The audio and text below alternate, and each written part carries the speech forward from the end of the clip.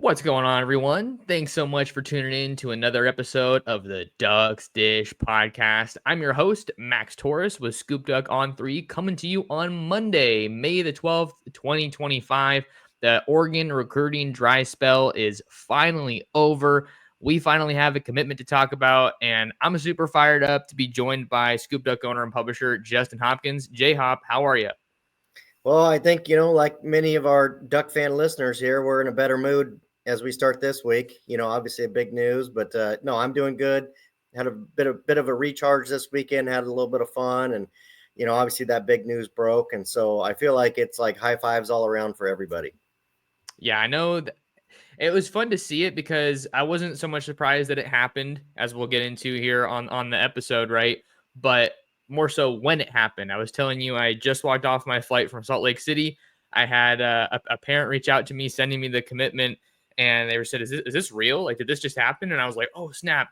So I got home. I was literally in the Uber writing the commitment story. So that was definitely huge news. And I know that you and I were kind of telling everyone, hey, just take it easy, calm down. I know it's been rough out there for a couple months, which isn't a short amount of time, but also it kind of is in the grand scheme of recruiting. So you and I were both very vocal that the Ducks were going to break out of this commitment.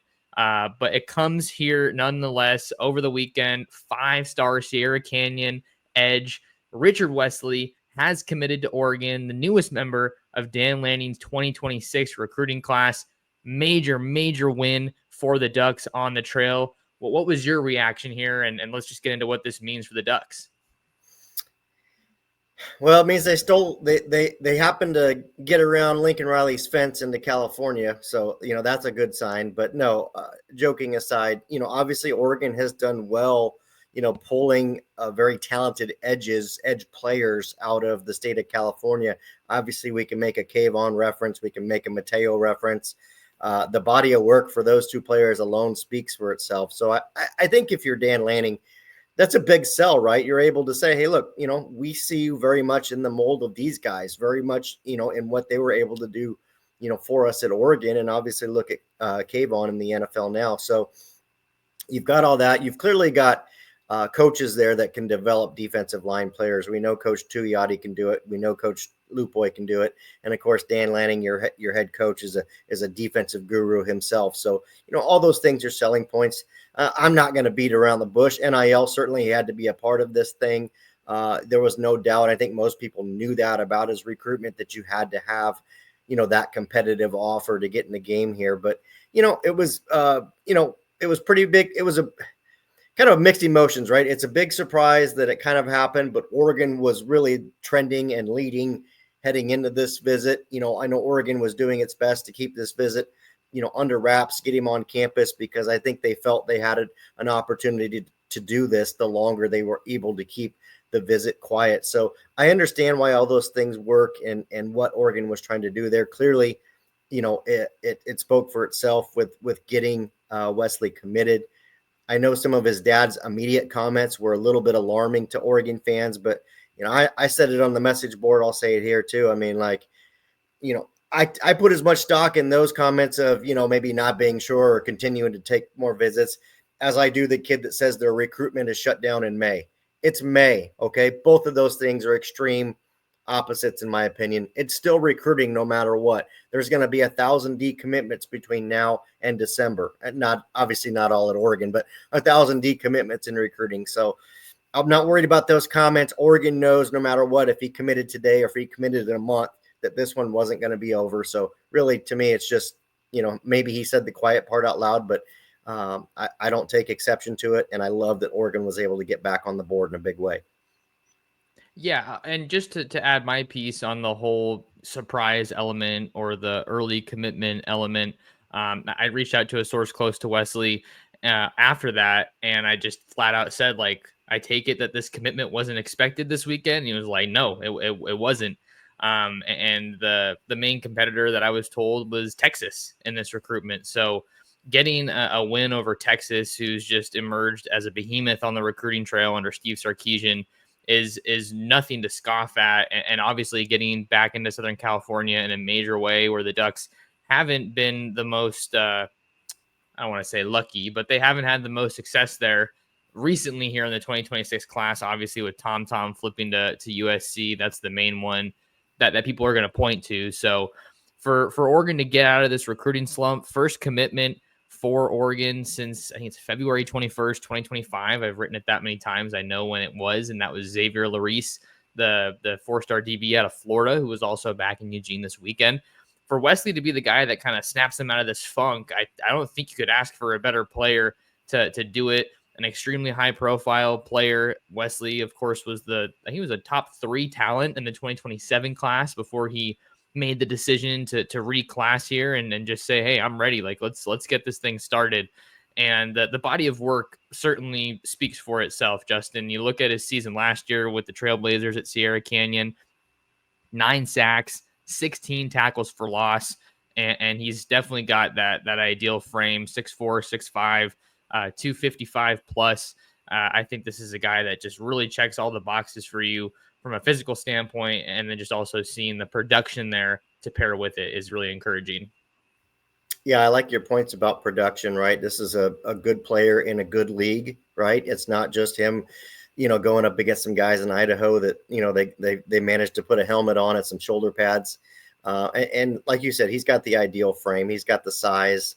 He's still going to take visits. We know that Oregon's got to continue there. Hopefully they're able to hang on to him. But, hopefully they're able to hang on to Kendra Harrison. Hopefully they're able to hang on to Tristan Phillips, right? Neither of those guys are wavering, but you get my point. You want to get these guys committed and hang on to them. So that's the name of the game. Let's be fair. USC is going to try and hold on to everybody they've got committed as well. So everybody's in the same boat.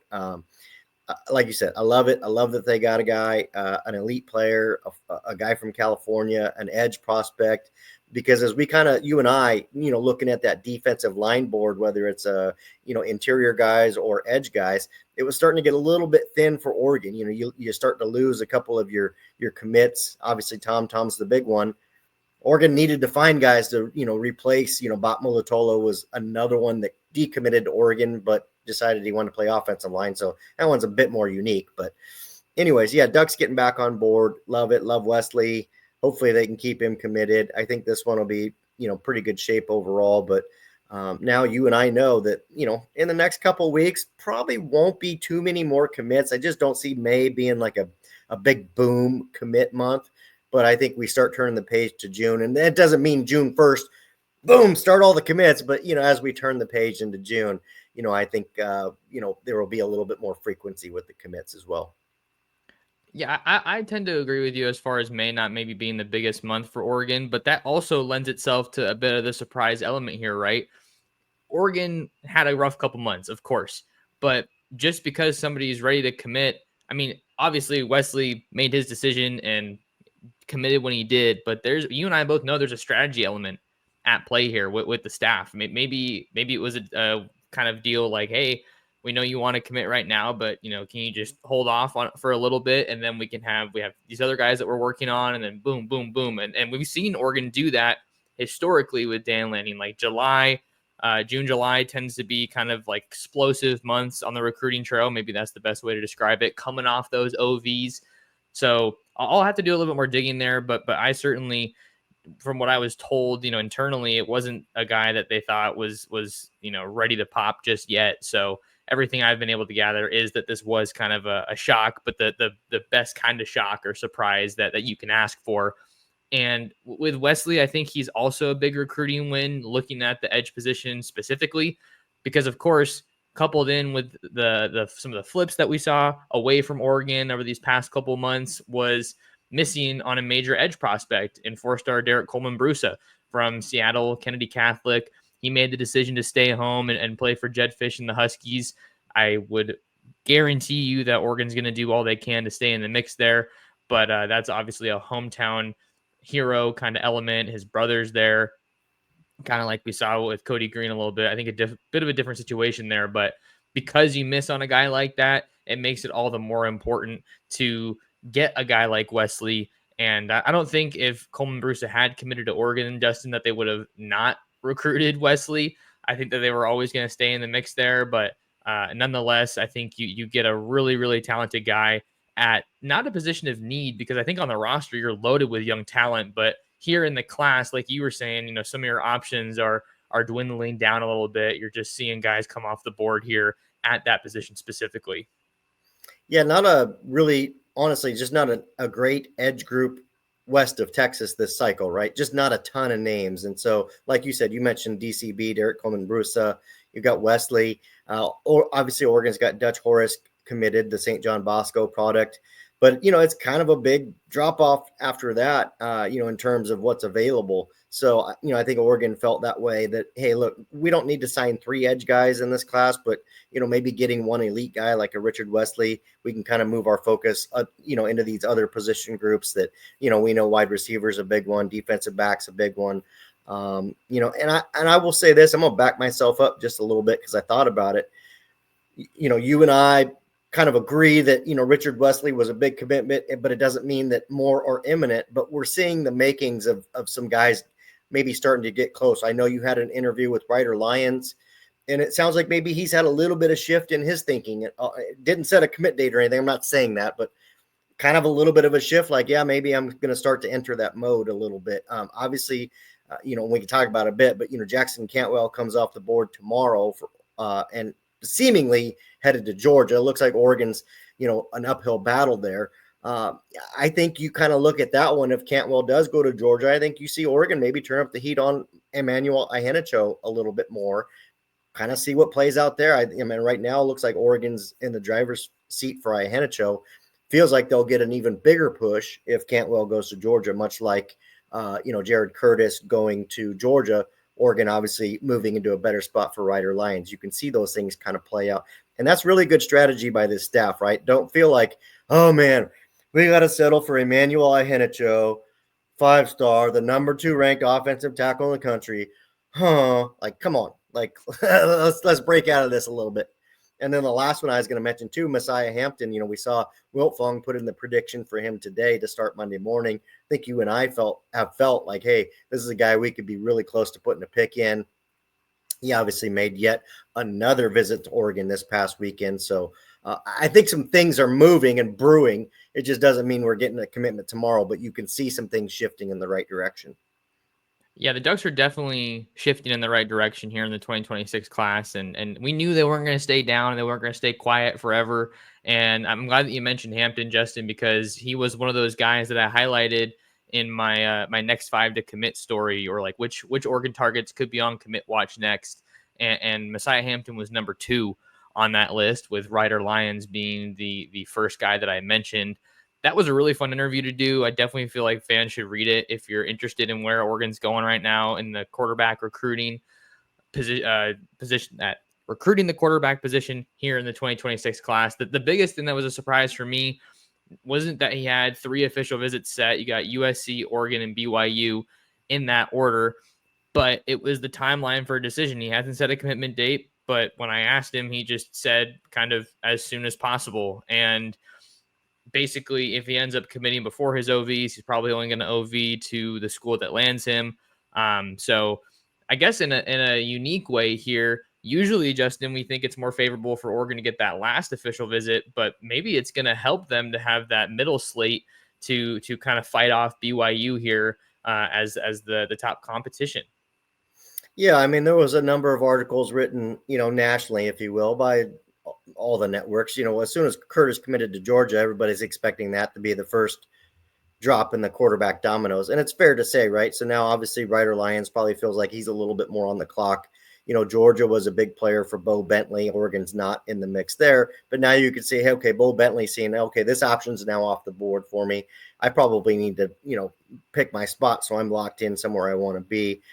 It feels like, I wanted to say this last time, I totally forgot, but I mean, it feels like Oregon's really missing out on an opportunity to go after Landon Duckworth. He's a 4-star quarterback that remains uncommitted. Oregon has had no contact with him. I'm just being funny because his last name is Duckworth, but you guys get the point. So anyways, yeah, it feels like, Ryder Lyons now kind of enters that mix a little bit too. Like, all right, it's probably about time to maybe, whittle things down and get into that mode. So I can see what's going on there.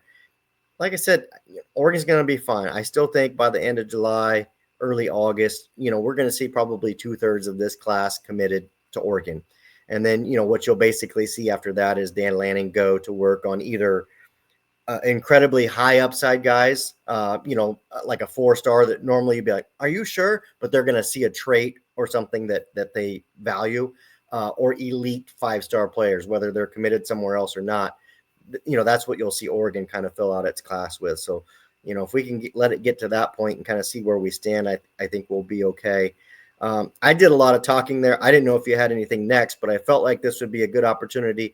You were in Salt Lake City this weekend, at a camp, saw several Oregon targets, and I feel like this is a great opportunity for you to talk about what you saw and some of those interviews that you had. I know Jax Tanner was one. I know one of Oregon's commits was there. So what was some of the stuff you saw at Salt Lake City this weekend? Yeah. Super, super grateful that I got to take that trip out to Salt Lake. I told the people on social media and on our boards that it was the fastest or shortest recruiting trip I've ever taken.